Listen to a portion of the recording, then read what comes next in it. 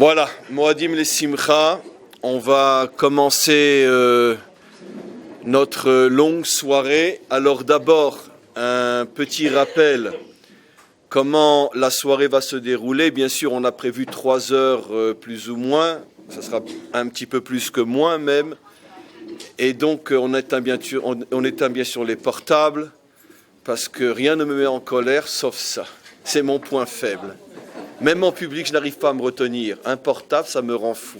Et comme je suis censé montrer que je suis un vrai rap, j'ai pas le droit de me mettre en colère. Alors, ne me dénoncez pas en public. Quoi qu'il en soit, donc, comment va être la soirée? 3 heures, c'est un petit peu long. Donc, on a prévu, va arriver tout à l'heure un piano électrique.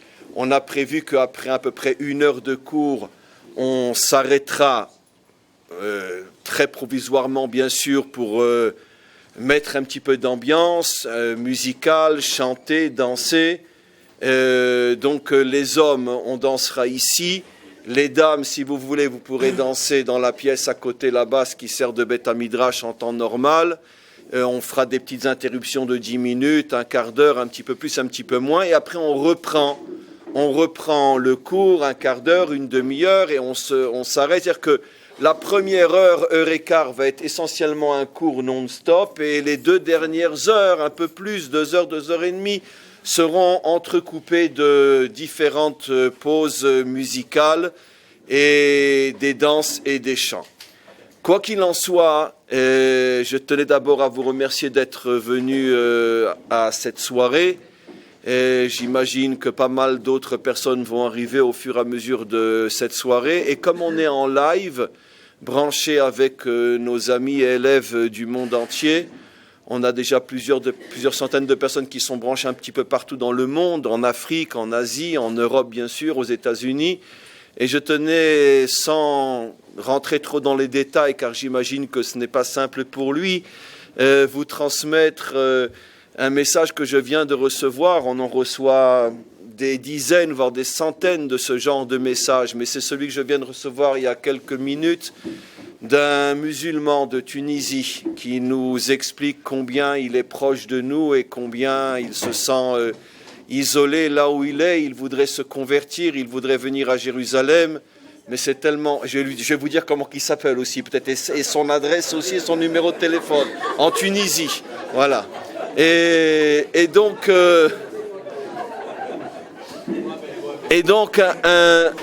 un musulman de Tunisie qui nous exprime combien il se sent seul et isolé, il me demande, et je lui réponds immédiatement avec vous, de prier pour qu'il puisse voir un jour Jérusalem en tant que juif.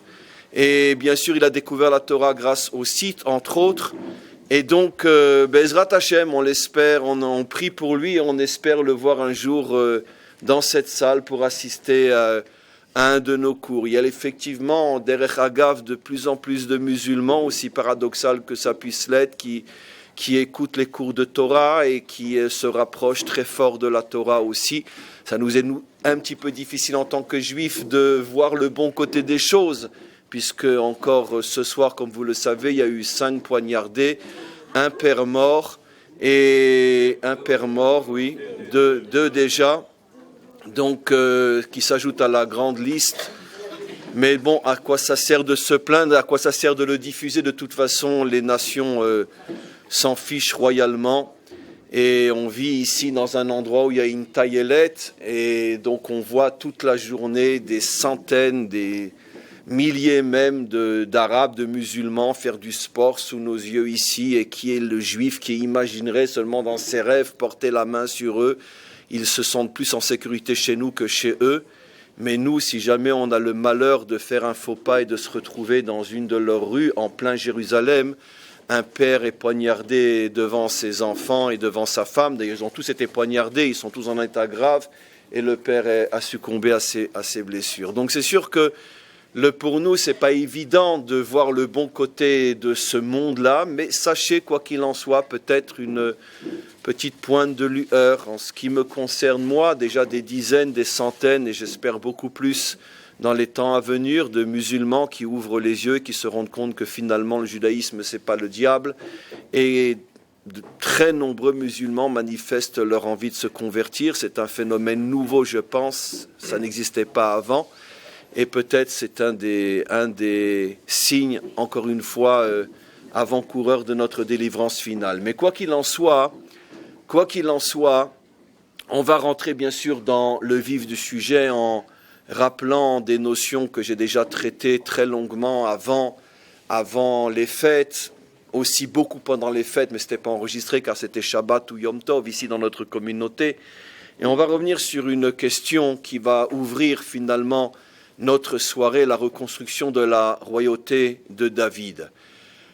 Comme vous le savez, on rajoute une prière dans le Birkat Hamazon, dans les Tfilot en général, pendant toute la période de Sukkot qui se termine demain soir. On est aujourd'hui le dernier jour de Sukkot. Et cette prière, c'est Arachaman ou Yakim lanu et Sukat David Anofelet. On demande donc de voir la reconstruction de la Souka de David qui est tombée.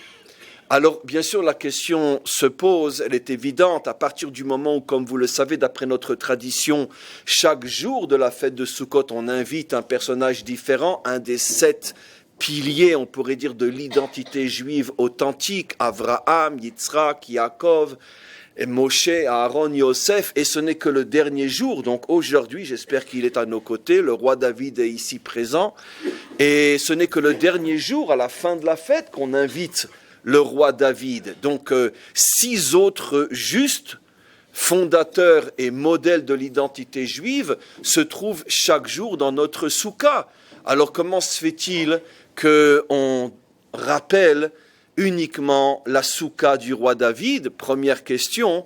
Et deuxième question qui est liée à la première, pourquoi sa soukha à lui serait tombée plus que les autres? Alors la réponse est évidente, elle est aussi simple que la question, c'est parce que effectivement on a 7 soukot, il y a la soukha d'Avraham, la soukha de Yitzhak, chaque personnage a sa propre soukha, mais il n'y a que la soukha de David qui est tombée. Arachaman ou Yakim lanu et Soukat David Anofelet veut dire clairement que seulement la soukha de David est tombée. La soukha d'Avraham n'est pas tombée, la soukha de Yitzhak jusqu'à la soukha de Yosef. Les 6 premières soukot ne sont pas tombées. On va bien sûr expliquer très simplement dans quelques minutes à quoi font allusion bien sûr les soukot. Donc les 6 premiers personnages, c'est pas qu'on ne les évoque pas pendant la fête de Sukkot. Au contraire, avant de rentrer dans la soukha, comme vous le savez, on a tout un noussar, un rituel où on invite l'invité du jour à rentrer dans notre soukha. Mais malgré tout, on parle de la soukha de David parce que la sienne, elle est tombée. Il n'a plus de soukha, le roi David. Tandis que les 6 premiers ont, oui, leur soukha. Alors, qu'est-ce que ça veut dire? Pourquoi les 6 premiers ont mérité de garder jusqu'à aujourd'hui leur soukha? Et pourquoi le roi David a perdu la sienne? Alors, on va avancer, on pourrait dire au fur et à mesure, d'abord en utilisant les concepts de notre tradition tels qu'ils ont été énoncés dans leur propre langage, et on va décoder et décrypter au fur et à mesure. Dans le langage de la Kabbalah, comme vous le savez, les 7 soukot qui, elles, ne sont pas tombées, font allusion aux 7 qualités, les 6 soukot qui ne sont pas tombées, font allusion aux 6 qualités représentées par les 6 premiers personnages. La bonté pour Avraham, la rigueur pour Yitzhak, l'harmonie pour Yaakov, la détermination, on peut traduire différemment, peu importe, pour Moshe, la louange ou la prière pour Aaron, la stabilité, le fondement pour Yosef. Les 6 premières soukot ne sont pas tombées parce qu'elles incarnent ces soukot-là. Je ne vais bien sûr pas consacrer un cours à ce que j'explique parce que ça nécessiterait des milliers d'heures de cours, mais très schématiquement, les 6 premières soukot font allusion à ce qu'on appelle la morale.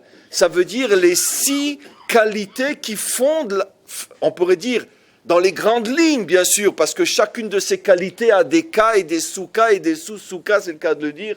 Chaque cas a sa sous-cas. C'est la raison pour laquelle les sous-cas ne sont pas tombés. Mais par exemple, l'un des piliers de la morale, c'est la bonté. Maintenant, la bonté englobe des millions de notions, comme la pitié, la générosité, l'hospitalité, etc., la clémence, le pardon, la tolérance. Ce sont différents membres de la grande famille qu'on appelle le chesed. C'est une famille qui est composée composé sans doute de plusieurs milliers de personnes. De même, la Gvura, qui est la rigueur, incarne le courage, incarne la force, incarne la justice. Elle contient toutes ces qualités-là. Et après, on a l'harmonie, c'est-à-dire l'union des contraires, qu'on pourrait traduire aussi par le mot shalom, par la paix. Le mot shalom englobe aussi, lui aussi, évidemment, des tas de cas et de sous-cas, et ainsi de suite. Mais très schématiquement, je ne ferai pas ce cours parce que c'est pas le sujet, mais les 6 premiers maîtres, les 6 premiers justes, incarnent ce qu'on pourrait appeler le monde de la morale, ou le monde de la spiritualité, ou le monde de la religion, si vous voulez. Ça veut dire soit bon, soit rigoureux, soit authentique, soit déterminé, pris, soit stable. Pourquoi ces qualités ont été choisies plus que d'autres? Ça aussi, encore une fois, c'est des cours qu'on ne va pas faire aujourd'hui. Mais quoi qu'il en soit, la morale juive, et je pourrais presque dire la morale tout court, repose sur ces 6 piliers-là. Maintenant, le 7e pilier, qui est David, représente la malchoute.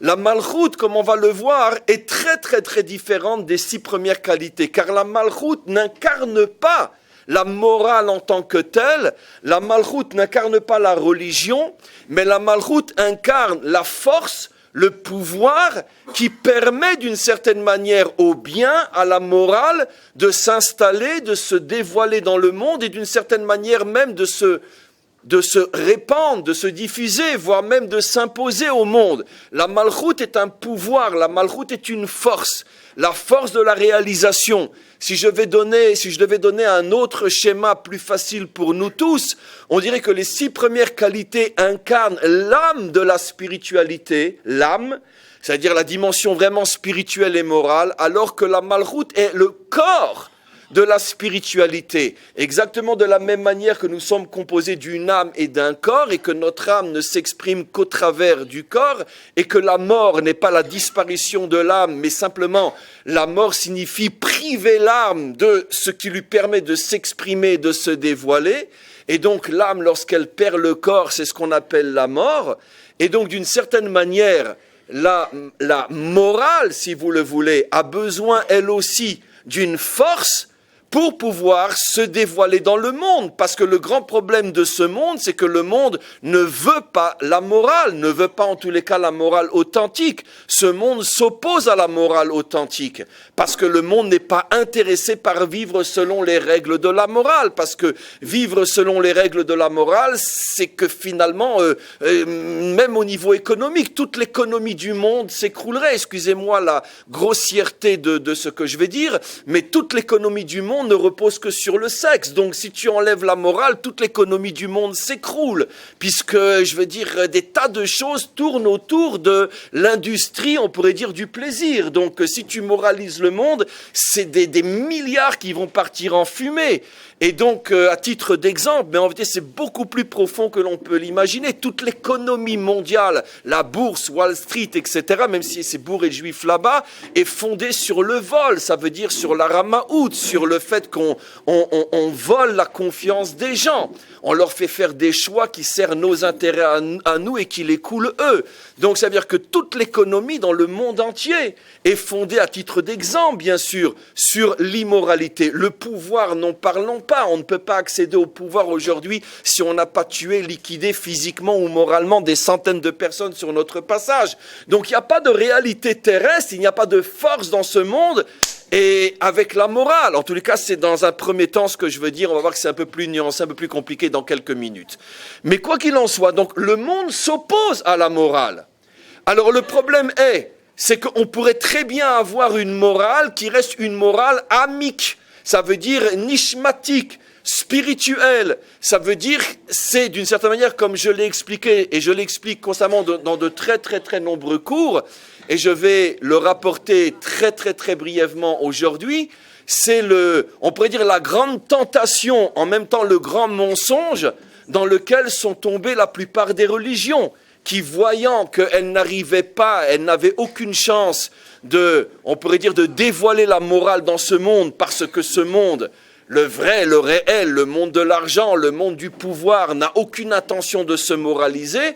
Donc qu'est-ce qu'ont fait les religions pour garder leurs adeptes?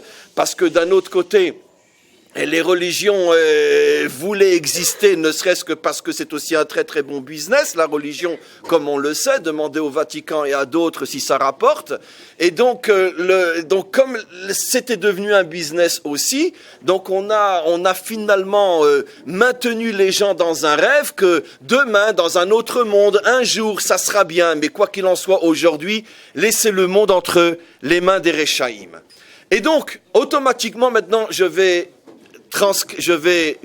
expliquer ce que signifie le fait que les 6 premières soukot ne sont pas tombées, la 7e est tombée.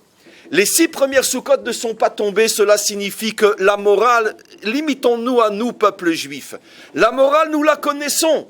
Ça veut dire, on la respecte pas, c'est un autre problème. Mais quoi qu'il en soit, nous la connaissons. Ça veut dire, si tu demandes à un juif aujourd'hui, un juif qui essaye de vivre comme un juif, qui étudie, qui pratique, qui véritablement réfléchit, qui a une activité intellectuelle et spirituelle liée à la Torah, tu lui demandes de t'expliquer quelles sont les grandes valeurs du judaïsme, il va te répondre. S'il est un petit peu connaisseur, il va te répondre. On a six modèles. L'un, Abraham, représente la bonté, etc., etc. Faites un peu moins de bruit. On a différents modèles et la morale est connue jusqu'à aujourd'hui, même plus encore. À titre individuel, à titre communautaire, on peut même vivre plus ou moins la morale. C'est ce qu'on essaye, nous, à titre d'exemple, mais c'est fait dans des milliers de communautés. Dans notre communauté ici à Kaatemar, on essaye aussi de vivre selon les principes de la morale, la bonté, la rigueur, la tolérance, etc., etc. Donc, oui, la morale, elle est là. On peut imaginer des tas de gens qui essayent de vivre selon la morale. Mais par contre, la souka de David est complètement tombée. Elle n'existe plus, cette souka-là. Ça veut dire que lorsque tu essayes de faire passer la morale autre que dans ta petite famille, ton petit moi, ta petite communauté, lorsque tu essayes de moraliser le monde, en commençant déjà par ta ville, ne parlons pas de ton pays, ne parlons plus des pays, ne parlons même pas de l'humanité, si tu essayes de faire passer la morale dans le monde, Bekitsour, impossible. Arachaman ou Yakim lanu et sukat David anofelet. Pendant 7 jours, et maintenant vous comprenez, j'avais posé une question pendant les fêtes, j'avais posé une question qui était, mais en vérité, c'est pas très sympa pour Abraham, le jour d'Abraham ou le jour de Yitzhak, de ne parler que de la souka de David. Pourquoi on ne parle pas de sa souka à lui? Mais la réponse est évidente, parce qu'en vérité, c'est un honneur qu'on fait à Abraham. Qu'est-ce qu'on est en train de lui dire? Tu sais, Abraham, toi, ta souka, elle n'est pas tombée, hein, mais la souka de David, lui, elle est tombée. Tu sais, toi, Yitzhak, ta souka, elle n'est pas tombée, parce que si un juif veut être gibor, il peut être gibor aujourd'hui. Si un juif veut poursuivre la justice, il peut poursuivre la justice. Mais où? Avec lui, sa femme, ses enfants, sa communauté. Mais dans le monde, même dans sa propre ville, il n'a plus le pouvoir, il n'a plus les moyens. Dans son pays, n'en parlons pas. Donc automatiquement, la souka de David, elle est tombée. C'est comme si on disait aussi premier, vous avez de la chance, votre souka, elle est là, mais la souka de David, elle n'est plus là. Alors maintenant, et pourquoi c'est important de se le rappeler? Pourquoi? Parce qu'en vérité, comme on va le voir encore ce soir, le but d'Israël n'est pas de se complaire dans une morale désincarnée, déconnectée de la réalité. Je disais ce matin dans une intervention pendant Shabbat que c'est pas pour rien que dans notre tradition, bien que ça nous a été repris après par les chrétiens, mais ils nous l'ont volé comme tout ce qu'ils nous ont pris, mais dans notre tradition, quand on parle de Dieu en tant que Père, on dit Avinu chez Bashamaïm, notre Père qui est au ciel. Les chrétiens rajoutent surtout restez-y. Mais, non, nous aussi, la vérité. Mais quoi qu'il en soit, notre Père qui est au ciel, ça veut dire que notre Père qui est au ciel, ça veut dire que quand il est papa, il n'est pas sur terre. Et pourquoi quand il est papa, il n'est pas sur terre? Quoi, il est papa quand un père et une mère de 30 ans se font massacrer devant leurs gosses? Quoi, il est papa quand ce soir un père se fait poignarder devant sa femme et ses enfants, eux-mêmes poignardés, ils n'ont même pas pitié d'enfants de 7-8 ans qu'ils ont poignardés aussi. Et donc, on ne peut pas dire papa chez Baaretz. Si quelqu'un dit papa chez Baaretz, c'est un hypocrite, c'est un menteur. Non, il n'est pas papa sur terre, parce que sur terre, il n'y a pas de papa.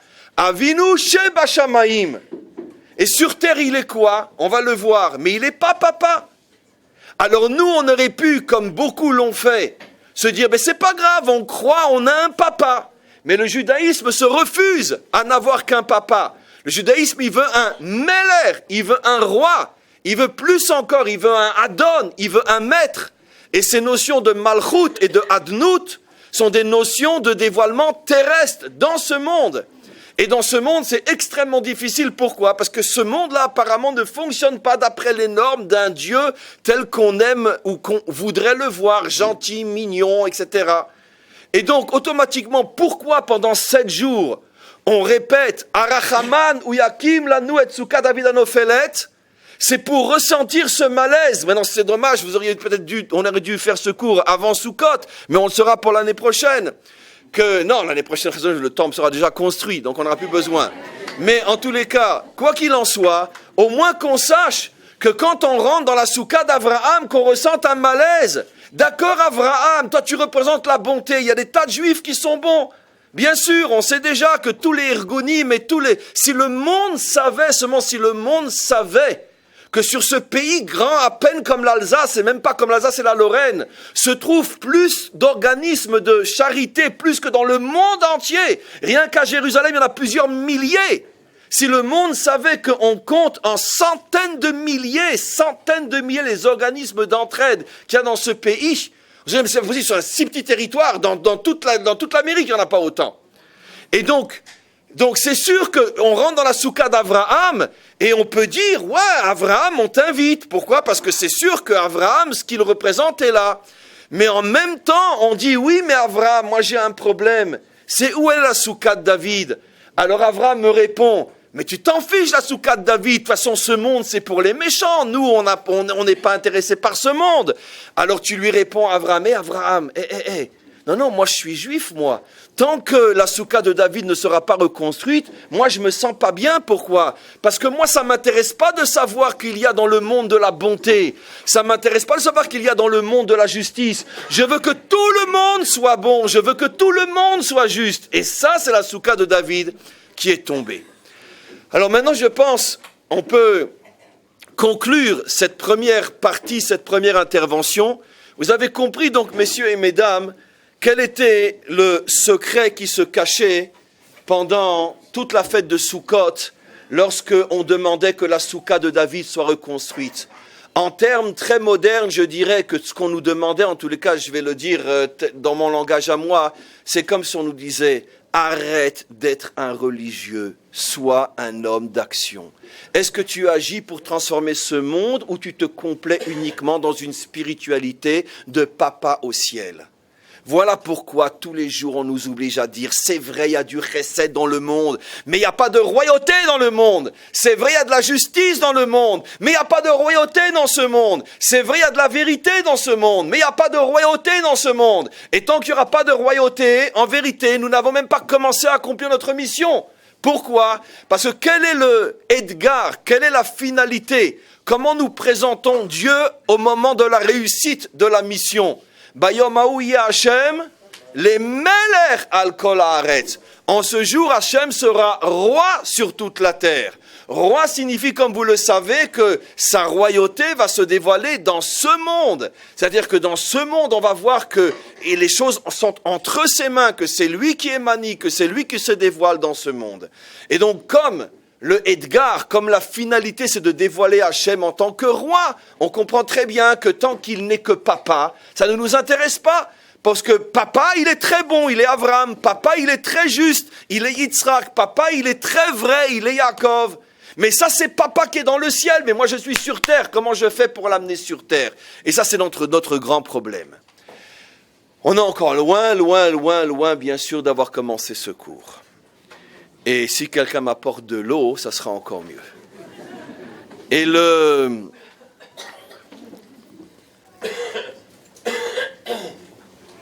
Maintenant, on va passer à la deuxième partie. Vous savez que d'une manière tout à fait, on pourrait dire providentielle. Quand je dis providentielle, c'est une blague, puisque si nos maîtres ont choisi qu'on fasse cette lecture, que je vais vous rappeler cette lecture qu'on a fait aujourd'hui, pendant la fête de Sukkot, c'est que justement cette lecture contient des messages absolument incroyables et apparemment bon, je ne vais pas vous saouler avec la répétition de toute cette lecture, mais vous pouvez me faire confiance. À part les 2 ou 3 derniers versets où on fait allusion au fait qu'il faut monter, il faut pèleriner, il faut monter à Jérusalem pendant les 3 fêtes, et encore, on consacre aucun verset à la fête de Sukkot en tant que tel, mais on parle des 3 fêtes. C'est l'avant-dernier verset de la lecture qu'on a fait ce matin. Shalosh pe'amim bashana, 3 fois par an, tous les hommes monteront à Jérusalem, enfin pas qu'à Jérusalem, comme on le sait, pour aller voir mot à mot la face d'Hachem. Mais à part cette fin de paracha qui fait effectivement allusion à voilà, le rabbi ne prenait rien en dehors d'une soukha, mais moi je suis pas le rabbi, je suis très fier de ne pas être le rabbi, je me prends pas pour le rabbi, donc je bois de l'eau en dehors de la soukha. Baruch atah Adonai Eloheinu melech haolam she'akol nהיה b'dvaro. Et donc en tous les cas,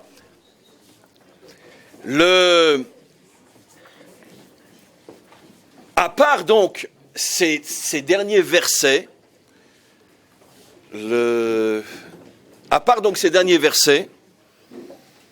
c'était à prévoir qu'il y ait tellement de monde, je ne sais pas où on va les mettre. Il n'y a plus de place, il n'y a plus de chaises. On est vraiment désolé qu'il n'y ait plus suffisamment de chaises, mais je n'ai pas de solution pour ce soir. Il y a encore des chaises, alors prévenez que les gens peuvent rentrer, il y a encore quelques places là-bas.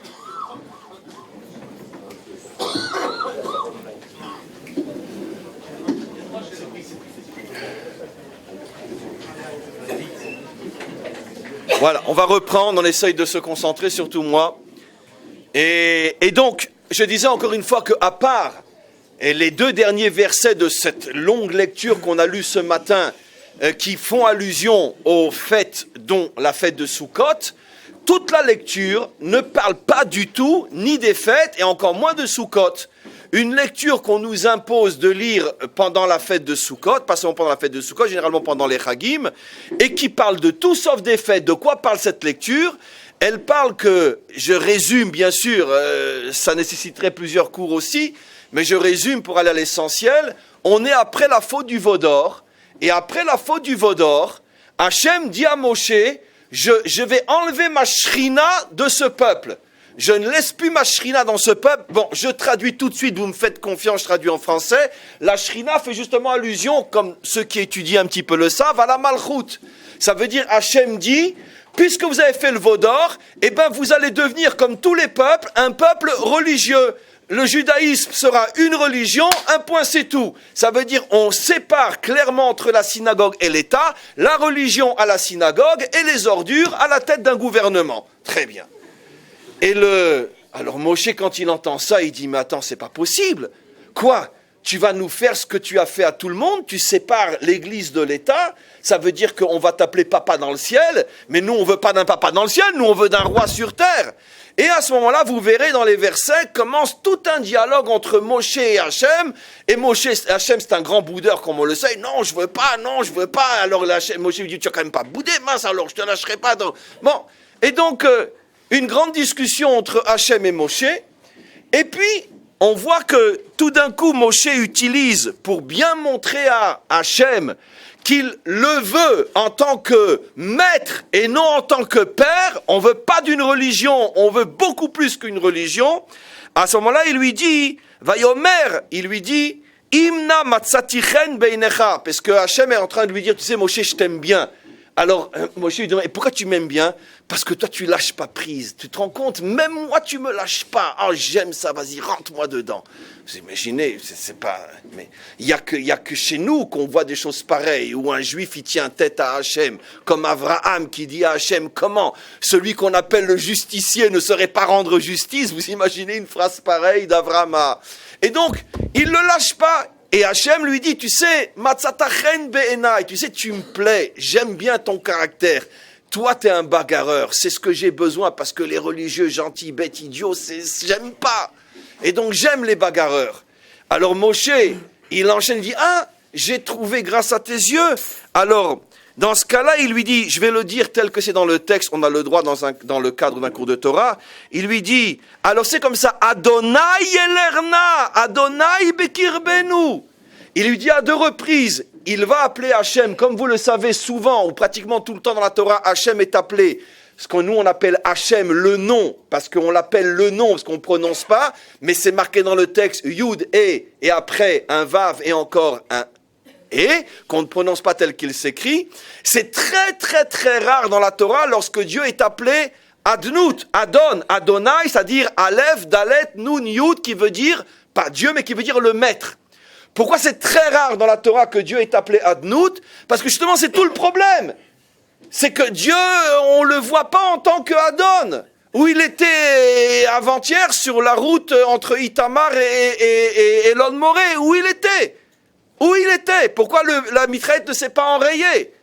Ah, mais qu'il est un bon papa, ça je suis sûr qu'il est un bon papa. Il s'occupe très bien de ce papa et de cette maman en haut. Et puis vont venir tous les rabbinim avec leurs discours incendiaires. Oui, mais c'était des grandes âmes qui ont été rappelées pour le... On connaît le discours religieux. Je suis très méchant, excusez-moi. Mais on le connaît, ce discours qu'il a pour nous endormir, etc. Pour nous empêcher de comprendre qu'on est dans la miel la plus totale. Et qu'il se passe dans le monde des choses absolument inimaginables. Mais nos maîtres, eux, ne se sont pas fichus de nous. Quand ils nous ont dit, vous savez, tout celui qui présente Dieu comme un papa, c'est Avinu Sheba Shamayim, au moins qu'ils le disent. C'est papa dans le ciel, c'est pas papa sur terre. Donc quoi qu'il en soit, je reviens à ce que j'explique. Et donc, le nom Adnout est très très rare dans la Torah. Pourquoi ? Parce que c'est pas évident de voir Dieu comme Adon dans ce monde. Malheureusement, on le voit pas vraiment comme Adon dans ce monde. On voit pas que c'est lui le maître et qui fait ce qu'il veut et que personne ne peut lui monter sur la tête. Parce que pour l'instant, on voit que Dafka, plus je suis méchant et plus je fais ce que je veux dans le monde. Je peux décider de briser une famille, de prendre 4 enfants qui n'avaient que leur père et leur mère et pour toute leur vie les transformer en orphelins. Qui toute leur vie ne sera plus jamais la vie d'enfants normaux. Donc, c'est dur de dire que ce monde est entre les mains d'Hachem. Sauf quand on a un discours religieux classique pour endormir les gens et leur faire croire à des choses qui sont censées les dévier de la vérité vraie. Ça veut dire, qu'est-ce qu'on fait pour que Hachem devienne Adon? Et comme la Torah, elle, n'est pas hypocrite, et comme la Torah ne nous ment pas, elle refuse d'appeler Hachem Adon. Parce que, justement, on ne le voit pas suffisamment comme Adon. Mais là, le problème, c'est qu'on est après la sortie d'Égypte. Et après la sortie d'Égypte, Moshe et le peuple juif se sont battus pour que enfin Hachem descende du ciel et se dévoile sur terre. Et ça avait presque marché. Malheureusement, qu'est-ce qui s'est passé? La faute du veau d'or. C'est quoi la faute du veau d'or? Très simplement, c'est que, comme l'expliquent nos maîtres, l'idolâtrie telle que nous la comprenons, nous les juifs, n'a rien à voir avec l'idolâtrie telle qu'on en parle dans les cours d'histoire du monde. Pour nous, l'idolâtrie, c'est quoi, disent nos maîtres? C'est celui qui pense, qui sait qu'il y a un Dieu unique, créateur et source de toutes choses, mais qui pense que ce Dieu créateur est trop haut pour directement être lié à ce monde. Voilà la définition juive de l'idolâtrie. Ce qui veut dire que je peux être un monothéiste idolâtre d'après notre tradition. Comment? Si je sépare la synagogue de l'État, je suis un monothéiste idolâtre. En ce sens que je crois en un Dieu un, mais je ne peux pas accepter qu'il est présent réellement et influent et décideur dans ce monde, car je vais d'après mes yeux qui superficiellement voient tout le contraire. À ce moment-là, je suis un véritable idolâtre. On va aller plus loin. Nos maîtres disent, écoutez-moi, une chose absolument folle, qui est depuis 2000 ans, qui est expliquée par tous les maîtres de toutes les générations, et qui jusqu'à aujourd'hui n'a pas encore vraiment trouvé une vraie explication, et celle que je vais vous donner moi. Il y a un texte dans le Talmud qui est fou, qui dit que tout celui qui est idolâtre, même s'il accomplit toute la Torah, en vérité, ou que kofer bechol la Torah kula, c'est comme s'il niait toute la Torah. Alors bien sûr, les commentaires se posent une question que vous devinez. Attends, ça va pas ensemble. C'est comme si tu disais, quelqu'un est rentré dans l'eau, il est resté sec. C'est-à-dire, si tu dis qu'il accomplit toute la Torah, comment qu'il peut être idolâtre, au point de dire que sa Torah ne vaut rien, comme s'il n'était pas dans la Torah? Mais j'ai jamais entendu qu'un homme peut être dans la Torah et être idolâtre. Alors il y a des millions d'explications. Mais la plus simple est tellement évidente qu'il fallait y penser. Oui, on peut être un homme qui a accompli toute la Torah, est un idolâtre. Comment? C'est-à-dire que si je vis avec la Torah en marge du monde, si je ne me soucie pas du monde, si j'ai perdu confiance dans ma capacité de transformer le monde, eh bien ça veut dire que je suis exactement un idolâtre. C'est quoi un idolâtre? Je crois en Dieu, mais Dieu n'est pas de ce monde. Nekuda. C'est ça l'idolâtrie. Ça veut dire qu'à partir du moment où je m'enferme à l'intérieur d'une spiritualité déconnectée, même si elle est monothéiste, je suis, au regard de la Torah, un idolâtre. Et c'est pour ça qu'on aurait pu croire qu'un homme qui accomplit toute la Torah, il ne peut pas être idolâtre. On vient lui dire, si pour toi la Torah est un refuge, dans le langage d'un autre, un opium, si tu te sers de la religion pour justement avoir la force de traverser ce monde dans cette tour d'ivoire qui flatte ton imaginaire, sache que tu n'es qu'un idolâtre, ta Torah, elle ne vaut rien. Donc, encore une fois, on est après la faute du veau d'or. Donc, comme on est après la faute du veau d'or, c'est tout à fait normal que Hachem dise à Moshe, tu sais quoi? Je retire ma shrina de ce peuple, ce qui veut dire en français, j'ai essayé avec vous de vous donner la malchoute, j'ai essayé de ne pas être votre papa mais votre roi, vous avez succombé à la tentation de toutes les religions, c'est-à-dire l'idolâtrie, car il n'y a pas une seule religion sur terre qui n'est pas idolâtre, ça veut dire me confiner dans des mondes qui n'ont rien à voir avec celui-là, eh bien vous ne voulez pas de moi, ben je ne veux plus de vous, je veux reprendre ma shrina, ça veut dire Hachem voulait tenter, on pourrait dire de créer un nouveau judaïsme qui aurait été un judaïsme, une religion du Dieu du ciel. Moshe comprend le risque, Moshe se bat, Moshe dit pas question, et c'est pour ça qu'il emploie ici le nom Adonai, Aleph Dalet, dit je veux que tu sois notre maître et non notre père. Bon, mais comme il est plus fort qu'Hachem, qu'est-ce qui va se passer? Vayomer, Hachem répond, non ça fait trop de bruit, je préfère la chaleur. Vayomer, ine anochi koret brit neged kol amecha. C'est pas grave, ça nous donne des mérites, la chaleur et tout, ça nous enlève du feu du Gehinom après. Alors, Vayomer, ine anochi koret brit, parce que le bruit me déconcentre. Je vais donc faire une alliance avec vous, neged kol amecha devant tout ton peuple, et Seniflaot, je vais faire des prodiges. Asher lo nivru bechol haaretz. Je vais, bon, alors très bien, je cède, j'essaye de vous redonner ma shrina. Et de vous redonner ma shrina qui est redonner la malchoute, ce sont des niflaot qui n'existent nulle part sur terre, car aucune spiritualité conçoit Dieu comme dirigeant du monde. Impossible. Ou bechol hagoyim vera kol ha'am asher ata bekirbo et maaseh Hashem ki noraou, etc. Et donc, j'accepte de remettre ma shrina parmi vous. Mais on connaît Hachem, c'est un vrai juif, donc il ne donne rien gratuitement. Donc, comment qu'on paye quand c'est qu'on passe à la caisse? Alors, vous allez voir, il a le sens des affaires. Est-ce qu'il va nous dire? Il dit, mais j'ai une condition à vous demander pour que ma shrina reste parmi vous. Alors, il va la donner la condition. Je vous laisse deviner. Alors on va faire un test, je le fais pour vous. Alors vous ferez super bien Shabbat, vous mangerez super kasher, vous mettrez 6 paires de tefilines, chaque 2 mots vous direz Be'ezrat Hashem, Imirtse Hashem, Hashem, Hashem. Très bien. Non, on va voir qu'Hachem va nous donner une autre condition pour être des juifs de la Shrina. Il nous dit Shmor lecha et asher anochi metzavecha hayom. Est-ce que tu es prêt à garder l'ordre que je vais maintenant t'ordonner? Les Juifs disent, mais il n'y a pas de problème. Qu'est-ce qu'il va nous demander? Shabbat, kashrut, des trucs qu'on connaît, on aime. Vas-y, badatz, tout ça, les madrines, il n'y a pas de problème. Alors, il nous dit la chose suivante. Ineni garesh mipanecha et emori vaknani vachiti vaprizi vachivi vayevusi. Comme c'est malheureusement actuel. Je suis prêt à vous aider à faire partir tous les habitants de cette terre, dans laquelle vous n'êtes pas encore, car ce récit se situe dans le désert. Une seule chose je te demande, d'accord? Moi je fais mon travail, d'accord? Vous arrivez ici après 2000 ans d'exil, vous êtes prêt à recevoir un petit lopin de terre voté par l'ONU en 48, où il n'y a même pas de suffisamment de place pour éternuer sans éclabousser son voisin, très bien. Donc, moi, je vais faire le travail, mais attention. C'est-à-dire le travail, comme on le sait, quel travail a été fait. C'est-à-dire que nous, les niais, parce que les juifs sont toujours les niais, vous êtes prêts à recevoir cette petite bande qui est le temps de le dire, on l'a déjà traversé. En 48, qu'est-ce qu'on dit? De toute façon, c'est toujours mieux que rien. On accepte. Qu'est-ce que font les Arabes? 5 armées nous fondent dessus. Pourquoi? Parce que... pourquoi? Parce qu'ils ne voulaient pas qu'on ait une petite bande. Non, parce qu'Hachem voulait donner plus. Mais ça dépend comment on interprète. Comment on interprète. Et donc, arrive en 48, 5 armées arabes.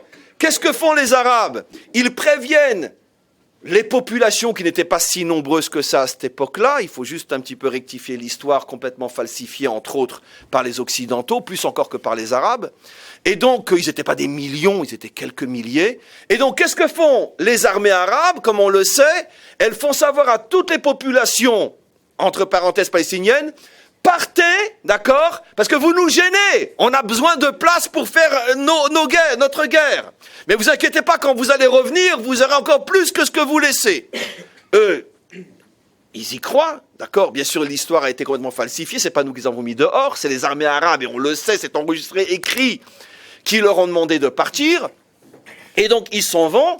Finalement, manque de peau, on gagne la guerre, on a un peu plus de territoire. On n'a jamais vu qu'un peuple qui est attaqué, qui gagne une guerre, restitue ce que on a voulu lui enlever. D'accord? D'autant plus qu'il ne s'agit pas ici de l'Alsace et la Lorraine, où on ne sait pas trop si elle était allemande ou française. Et on ne le saura jamais, finalement. Parce qu'à l'époque où elle était peut-être aux uns aux autres, il n'y avait pas d'écrit, il n'y avait pas d'internet, il n'y avait rien. Mais nous, on a une preuve claire, le seul livre au monde qui est appelé la Sainte Bible par le monde entier, qui prouve clairement que la terre d'Israël a été à nous pendant très très très très longtemps, jusqu'à ce qu'on soit exilé et que d'autres en profitent pour s'y installer.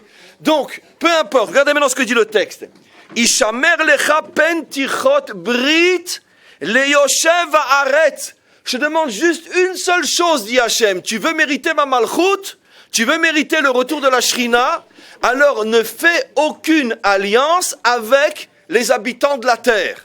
C'est-à-dire que moi, je suis prêt à les faire partir, mais toi, ne me court-circuite pas, ne fais pas le contraire de ce que moi je suis prêt à faire, ne commence pas à faire des accords et des choses comme ça. Comme il nous connaît bien, le maître du monde, c'est incroyable, c'est normal, c'est notre papa, même s'il est dans le ciel, c'est notre papa quand même, il nous connaît bien. Asher ataba aléa. Et pourquoi? Regardez pourquoi. Et pourquoi pas maître du monde? Après tout, tous les peuples font des accords de paix. Après tout, pourquoi pas c'est mieux la paix que la guerre? Mais pourquoi? Regardez ce que va dire le texte. Penye les mokesh bekirbecha. Parce que si tu fais une alliance avec eux, ils seront comme des mines sous tes pieds. C'est quoi une mine sous ton pied? C'est que tu avances tranquillement dans un endroit, tu crois être en sécurité, puis paf! Tu exploses, tu es en voiture avec ta femme et tes enfants, tu rentres chez toi le soir après avoir visité tes parents ou tes beaux-parents, et puis tu passes par une route que tu as pris déjà des centaines de fois, et puis paf! Voilà. Il n'y a pas de paix, nous dit le maître du monde. Ce sont des mokshim, ce sont des mines. Maintenant, ne vous inquiétez pas, il n'y a aucun cours, même pas l'ombre d'un cours qui va aller dans cette direction-là, ni politique, ni actuel, c'est pas du tout mon sujet ce soir. Mais simplement, ce qui est oui mon sujet ce soir, je vais vous montrer après encore un autre texte, c'est absolument incroyable. Où se situe, on pourrait dire, l'alliance entre lui et nous pour mériter la malchoute? Précisément dans un domaine qui n'est pas de la religion, qui est précisément du quoi? Du terrestre, du politique. C'était impossible que Hachem nous dise « Je vous donne ma malchoute si vous mangez tous très plus kasher ou si vous faites très plus bien Shabbat. » Ce qu'il faut faire de toute manière, c'est pas le sujet qu'à Dieu ne plaise. Évidemment qu'on n'est pas en train d'affaiblir ces notions-là qu'à Dieu ne plaise. Mais la malchoute, c'est pas ça. La malchoute, c'est que vous me faites confiance que je suis avec vous dans ce monde. Mais qu'est-ce qui pousse un peuple justement à ne pas avoir cette confiance en Hachem? Pourquoi? En ce qui nous concerne, nous, on le comprend très très bien. Et jusqu'à quand on sera en guerre et les pressions des nations, etc., etc. Alors là est le test. Hachem nous dit, sans encore une fois, je ne veux absolument pas faire un cours de politique ou d'actualité. Donc le peu que je dis, comprenez. Qu'est-ce que nous dit Hachem? Si je vous demande de manger plus kasher, c'est pas la shrina que vous allez recevoir, c'est un Dieu papa. Un Dieu papa, c'est en échange de la cacheroute. Mais si vous voulez un Dieu roi, vous devez me suivre dans les choix à faire dans ce monde. Ça veut dire dans le politique, dans l'historique, dans le social, dans l'économique. C'est là que vous devez m'amener. C'est pour ça que, effectivement, ce que demande Hachem n'est pas du tout un commandement religieux, mais un commandement qu'on pourrait dire presque politique. Maintenant, vous comprenez pourquoi jusqu'à aujourd'hui, on continue à dire Arahamanu Yakim Lanu et Sukat David Anofelet. Vous comprenez pourquoi? Pourquoi? Mais parce que c'est très très très simple. Pourquoi cette famille est tombée hier ou avant-hier? Pourquoi? Et pourquoi ce soir encore un père s'est fait assassiner devant les yeux de ses enfants? Pourquoi? Parce que on ne peut pas mettre des soldats partout, parce que qu'est-ce que va dire le monde? Qu'est-ce que va dire le monde? Donc on peut très bien comprendre effectivement qu'en tant que dirigeant d'un pays, je dois tenir compte de quantité de choses qui font que, je peux pas. Vient le verset et nous dit, non, vous me suivez. Il n'y a pas de traité, il n'y a pas de compris, il n'y a rien. Pourquoi? Parce que ce sont des mines sous vos pieds. Vous sortez du kotel, à peine vous tournez une rue et paf. Attends, je sors du kotel. Vous avez vu depuis 67 ans qu'on est dans ce pays qu'un arabe s'est fait poignarder quand il allait prier dans la mosquée de... Trouvez-moi un seul cas. Et si vous en trouvez un, j'irai très bien, l'exception. Mais combien de juifs sont fait poignarder en allant ou en sortant du kotel? Plusieurs centaines déjà en 68 ans. Un ou deux arabes maximum, mais encore je ne suis pas sûr. Je ne suis même pas sûr. Comment c'est possible? Comment c'est possible? Alors, où est le test? Le test, il est justement à cet endroit-là. À l'endroit justement de la décision terrestre. Maintenant, vous comprenez, je suis en train de dire pourquoi jusqu'à aujourd'hui on dit Arachamanu Yakim Lanu et Sukat Adofelet. Mais jusqu'à quand notre peuple va continuer à dire et à faire des choses sans rien comprendre à ce qu'il dit et à ce qu'il fait? Hey, t'as oublié de dire Arachamanu Yakim Lanu et Sukat David Anofelet. Non, mais c'est marqué dans la Raque, on ne recommence pas le Birkat Amazon si on a oublié. Idgadal Vidkadash Shemeraba. Sur ce pauvre peuple qui n'est plus ce qu'il a été un jour, s'il l'a été un jour. Mais c'est pas ça, Rachaman Yakim Lanu et Sukat David Anofelet. C'est pas ça. Ça veut dire que jusqu'à aujourd'hui, effectivement, la Sukat David, elle est complètement tombée. Complètement tombée. Pourquoi? Parce que normalement, un peuple sensé, on aurait dû, nous tous, après ce qui s'est passé hier, mais c'est déjà, on n'a même pas le temps de pleurer hier, qu'il y a déjà ce soir. Mais qu'est-ce qu'on aurait dû faire tous? Descendre dans les rues, manifester, brûler des pneus, renverser des camions. Je ne sais pas moi ce que les Français ils savent faire pour rien qu'une augmentation de 10 € sur leur salaire. Mais oui. Dommage qu'on n'a pas des camionneurs chez nous. Vive la France. Demandez aux camionneurs français si on leur prend 10 € sur leur salaire, ce qu'ils vont faire. Ils vont mettre toute la France à sac et à feu. Et nous, on nous prend nos femmes, nos enfants. On nous rajoute des orphelins les uns après les autres. Et où il est ce peuple juif? Où? Arachamanu Yakim Lanu et Sukat David Anofelet.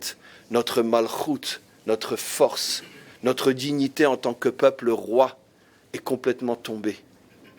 Et donc c'est ça la prière. Maintenant regardez un petit peu plus loin à la fin de cette paracha. Justement, encore un, je l'ai expliqué ce matin dans l'intervention de Shabbat, mais je vais vous le redire à vous tous et toutes pour que vous entendiez ça, car c'est trop fort pour n'être dit que devant que les fidèles de la communauté. On nous parle enfin à la fin de la paracha des trois fêtes, Shalosh Peamim Bashana Yirei Kol Zechrecha. Donc tous les hommes adultes monteront à Jérusalem pendant les trois fêtes, et etc. Et tout de suite le verset qui suit, comme je l'ai fait remarquer ce matin, comme un cheveu sur la soupe qui n'a plus rien à voir apparemment à nouveau avec la fête. Qu'est-ce qu'on nous dit? Ki orish goyim mipanecha, lorsque j'aurai chassé les peuples de devant toi, et donc ve'irhavta et gevulecha, et que tu te seras installé partout sur tes frontières. Donc on reparle maintenant encore une fois du politique, c'est pas le mot, mais en tout cas donc du terrestre. Ve'lo yachmod ish et artsecha, ne sois pas inquiet, plus personne ne convoitera ta terre. Vous savez pourquoi cette terre s'appelle Eretz Chemda? C'est la seule terre au monde qui est autant convoitée. C'est de la folie. Je ne sais pas ce qu'ils ont tous avec... je ne sais pas moi, c'est tellement beau l'Europe, la France. C'est magnifique la France, tous les beaux paysages, etc. Ils sont tous... L'Amérique, n'en parlons pas. La Chine, c'est magnifique. Non, et la Suisse, franchement, la Suisse. Mais qu'est-ce qu'ils ont tous avec ce petit lopin de terre et grand comme la moitié de l'Alsace? Mais qu'est-ce qu'ils ont tous? Qu'est-ce qu'ils ont tous? Donc c'est la raison pour laquelle cette terre s'appelle Eretz Chemda, parce qu'elle est convoitée par tous. Mais en vérité, la différence est très simple. Ça, c'est très vache ce que je vais dire. Mais c'est très facile à comprendre. D'accord? Prends 1 tonne de cuivre. D'accord? 1 tonne, c'est immense, mais c'est du cuivre. Tu mets à côté, d'accord, un tout petit diamant. Tout petit. D'accord? Bon, quand même 1 centimètre, c'est pas mal, mesdames, hein, 1 centimètre, un diamant. Hein. Mais à côté de 1 tonne de cuivre, les gens, ils vont s'intéresser à quoi? Au tout petit diamant ou à la tonne de cuivre?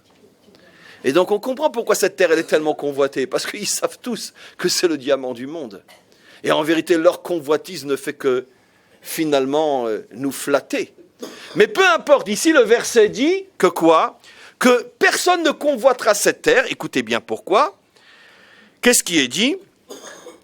Be'alotecha lirot et pene Hashem. Vous allez comprendre dans quelques instants à quoi fait allusion le verset. Lorsque vous montrez pour aller à Jérusalem, Shalosh pe'amim bashana, à quoi le verset vient répondre? Le verset vient répondre à un souci national évident et prioritaire. Tous les hommes adultes, donc y compris toute l'armée d'Israël, et eux les premiers car ce sont les adultes par excellence, ont l'obligation 3 fois par semaine de se rendre, 3 fois par an de se rendre au temple. Tous les hommes en âge de se battre, car c'est ceux à qui on fait allusion, tous les hommes qui peuvent porter une épée sont obligés de monter à Jérusalem 3 fois par an et d'y rester de nombreux jours. Et qui garde le pays?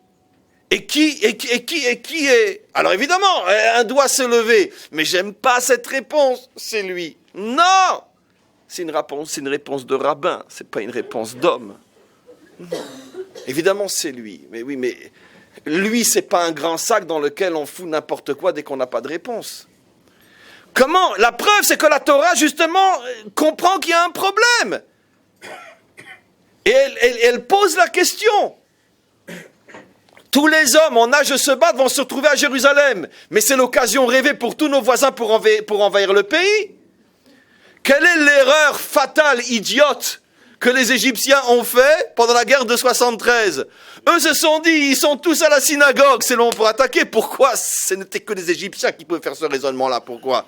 Parce qu'au contraire, c'était le moment où on pouvait le plus facilement et rapidement arriver sur le champ de bataille, parce que toutes les routes, elles étaient vides. Donc, mais quel était leur raisonnement? On va les attaquer au moment où ils sont les moins préparés. Et ils avaient 100% raison. Le fait est, c'est que dans ce manque de possibilité de se battre, car on était tous en train de prier, au moins le NES, c'est que les routes étaient désertes et les tanks et les voitures et les réservistes pouvaient arriver en quelques heures partout où il y avait des combats qui faisaient rage. Imaginez-vous, comme ça il ne faut pas qu'ils l'entendent, s'ils nous avaient attaqués pendant la fête de Shavuot ou de Sukkot ou la pire de toutes, c'est Pessah, avec les embouteillages qu'il y a dans le pays. À Pessah, Cholamoed Pessah, alors surtout pas d'attaque. Mais bon, heureusement pour nous, ce ne sont que des Égyptiens. Donc ils nous ont attaqués à Kippour. Mais quoi qu'il en soit, c'est la question que la Torah demande ici. Comment est-il possible de demander à des hommes adultes de se rendre à Jérusalem quand on est le pays au monde le plus convoité au monde? Quand on est le seul pays au monde qui n'a pas eu ne serait-ce qu'une journée de répit et de repos pendant les plus de 1000 ans où on était sur notre terre, avant le premier exil. On a passé 1000 ans à se battre pour défendre notre peau, parce que constamment on était attaqué. Lisez la Bible, c'est pas nous qui l'avons écrite, tout le monde dit qu'elle est sainte. La Bible est claire, on a tout le temps été attaqué. Et tu veux qu'on soit tous au temple?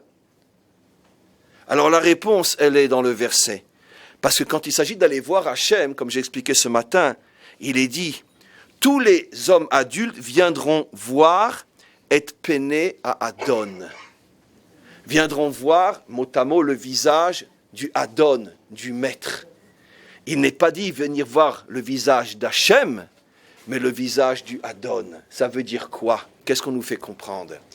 Ça veut dire que le peuple juif, grâce au temple et grâce aux 3 fêtes, arrivait justement à cette dimension du dévoilement de Dieu, pas en tant que Dieu, mais en tant que Adon.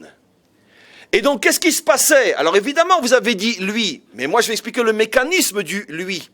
Ça veut dire que lorsque le peuple juif vit avec la certitude, la conviction que Dieu est présent à ses côtés dans ce monde, ça lui donne une telle force qu'il est macrine, il émane de lui, s'il vous plaît, une telle force que automatiquement, personne n'ose s'attaquer à lui.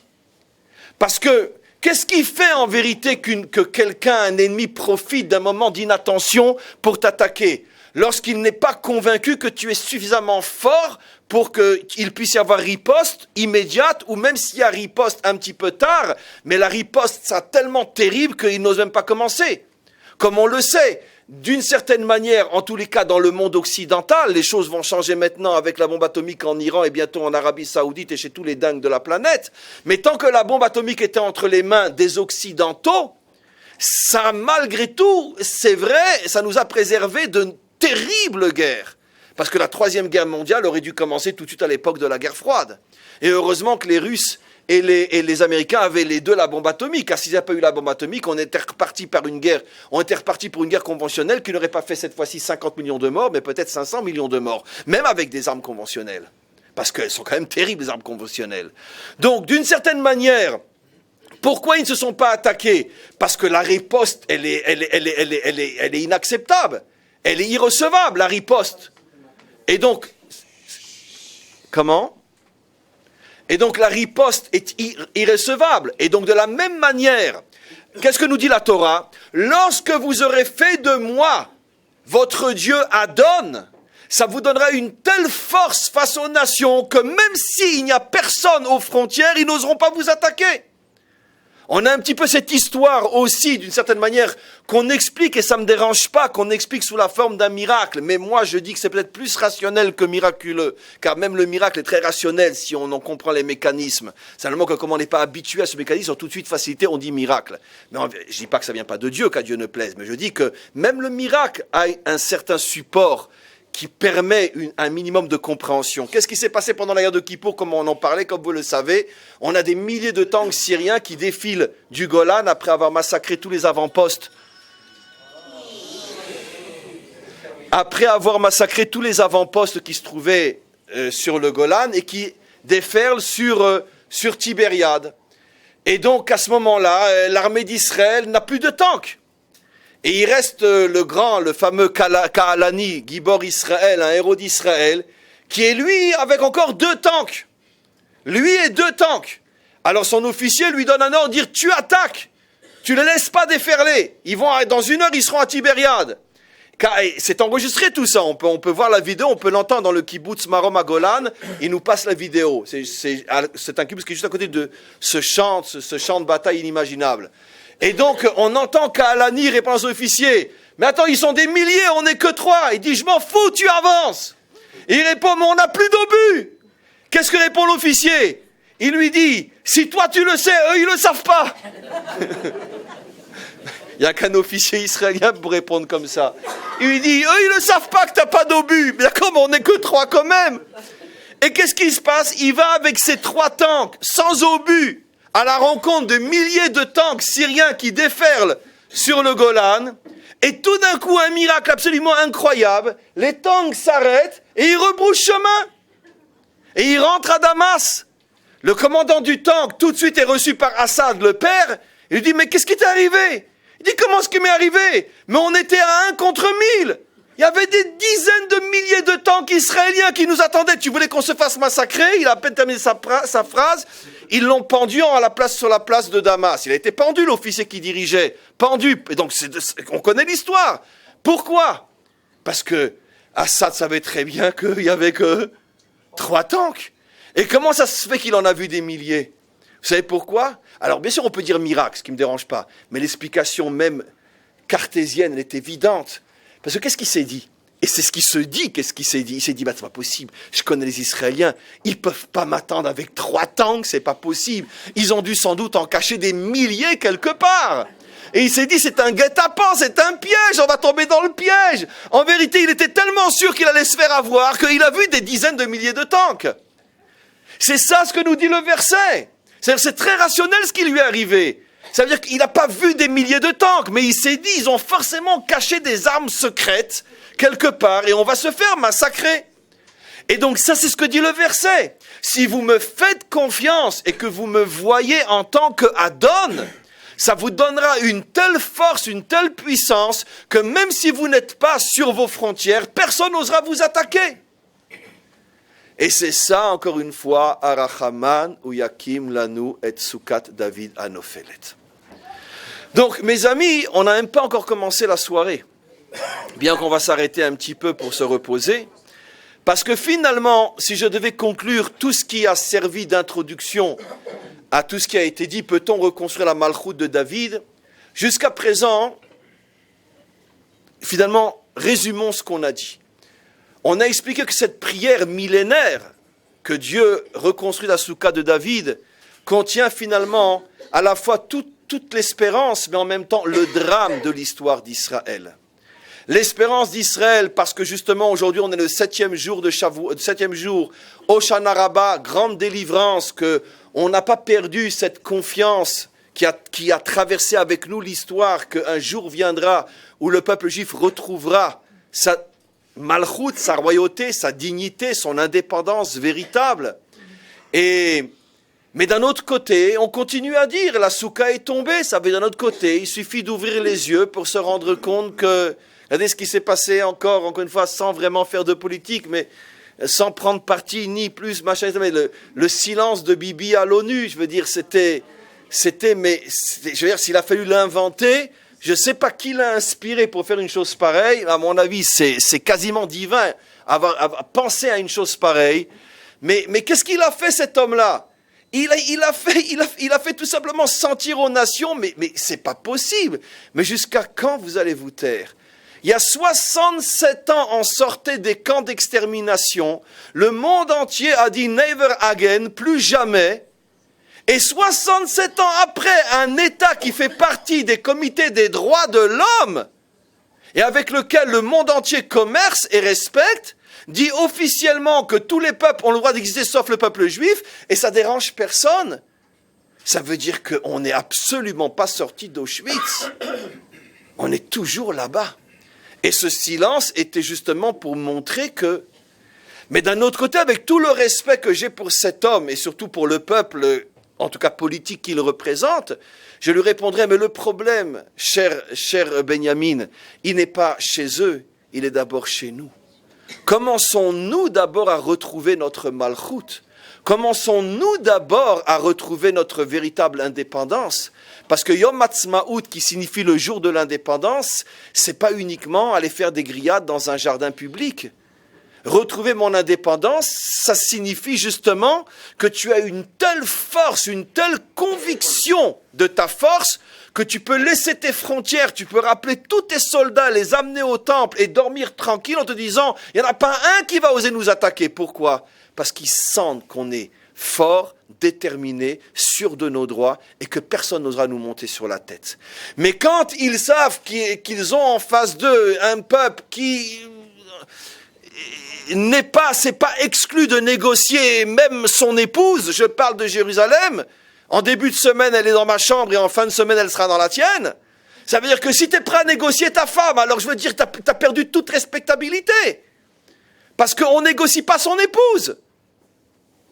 Et donc, à partir du moment où on perd toute crédibilité face à nos ennemis, qui eux sont prêts à mourir pour ce qu'eux considèrent comme étant à eux et ce qui exprime leur dignité, alors évidemment, je veux dire, après ne t'étonne pas si finalement le monde s'en fiche royalement, si ce petit morceau de terre, à peine grand comme l'Alsace et la Lorraine, est israélien ou palestinien. De toute façon, ça ne va rien changer. Pour eux, ce qui compte, c'est faire du fric, et puis bon, ils en font de toute façon.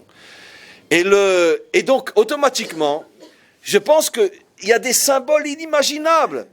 Le fait que ce discours à l'ONU est tombé pendant la fête de Sukkot, avec ce silence ô combien digne, ô combien grand, et qui mérite vraiment nos louanges et nos remerciements, parce que dans ce silence, il nous a vraiment représentés comme je pense qu'un dirigeant devait nous représenter. Mais malgré tout, ce silence qui ne fait que révéler le fait que les nations n'ont aucun problème à nous voir disparaître, ne met plus encore en évidence le Arachaman ou Yakilanu et Tsukat David Anofelet. Parce que pourquoi personne ne pense éliminer de la carte, même, je sais pas moi, peu importe, je vais pas les citer, mais je sais pas moi, même des